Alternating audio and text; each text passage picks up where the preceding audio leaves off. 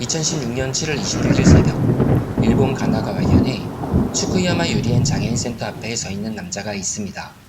그는 실성한 듯 보였으며 광기로 빛나고 있었습니다.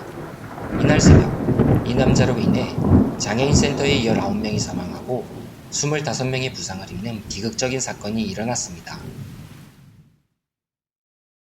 사토시 우에마츠는 1990년생으로 예의 바르고 밝은 성격을 가진 평범한 청년이었다고 동네 주민들은 이야기합니다. 사토시는 교사인 부친을 본받아 교직을 꿈꿨지만 시험에 떨어져 교사 자격을 취득하진 못했습니다. 2012년 사토시는 츠쿠야마 유리엔 장애인 센터에 취직을 했고 그의 부모님은 도쿄로 이사를 가면서 혼자 살게 됩니다.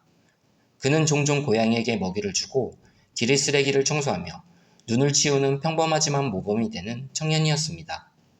사토시는 장애인센터에서 3년간 근무했으며 평판 또한 괜찮았습니다. 하지만 그는 변하기 시작했고 주변 친구들에게 중증 장애인들은 살아도 소용이 없다, 장애인은 안락사를 시키는 게 좋다 등등 장애인에 대한 적대감을 드러냅니다. 그는 어느 순간 머리를 노랗게 물들이고 가슴과 팔에 야쿠자 문신을 하며 극단적으로 변하기 시작합니다. 2016년 2월 사토시가 장애인들을 폭행했다는 소문이 퍼지고 사토시는 장애인 센터에서 해고됩니다. 사토시는 해고 후 도쿄의 중의원 의장에게 편지를 전달합니다. 편지의 내용은 장애인이 안락사할 수 있는 세계를 이라는 문구와 함께 츠쿠야마 유리엔을 지목하면서 장애인 470명을 죽일 것이다 라는 끔찍한 내용이었습니다. 이 편지를 신고받은 경찰은 사토시를 체포했고 정신병원에 강제 입원을 하게 됩니다. 사토시는 대마초 양성 반응과 망상장애 진단을 받았지만 의사는 사토시의 상태가 금방 호전될 것으로 판단하여 그를 퇴원시킵니다. 그로부터 약 5개월 후 2016년 7월 26일 새벽 2시 사토시는 장애인 센터로 향합니다. 그는 망치를 사용하여 1층의 유리문을 부시고 장애인 센터로 침입했습니다. 경비원이 사토시를 발견하지만 사토시는 얼마 전까지 장애인 센터의 직원이었기 때문에 크게 의심을 받지 않았습니다. 하지만 본색을 드러낸 사토시가 경비원들을 제압하고 열쇠를 강탈해 병실로 이동합니다. 사토시는 병실에 들어서자마자 칼을 사용해 무차별적으로 환자들을 공격했습니다. 그는 대부분 가슴과 목을 찔렀는데 대부분 목뼈가 보일 정도로 치명적이었습니다. 이 사건이 피해가 컸던 것은 대부분이 중증 장애인이었기 때문에 반항을 할 수가 없었습니다. 그리고 모든 환자들이 잠을 자고 있었기 때문에 피해는 더욱더 커졌습니다.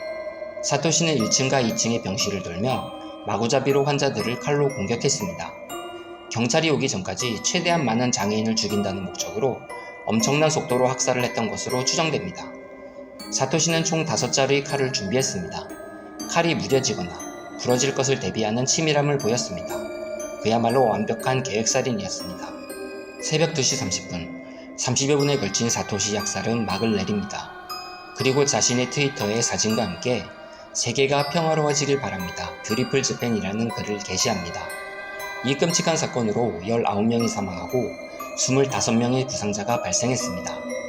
사토시는 새벽 3시에 경찰에 자백을 했고 일을 그만두게 되어 억울했다, 장애인 따위는 없어지는 게 낫다 등등의 진술을 합니다.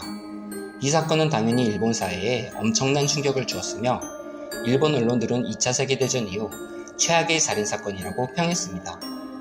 그리고 시간이 흘러 2020년 3월 16일 일본 산케이 신문이 범행 4년 만에 사토시 소식을 전했습니다. 사토시가 1심 재판에서 사형을 구형받았다 라는 내용이었습니다.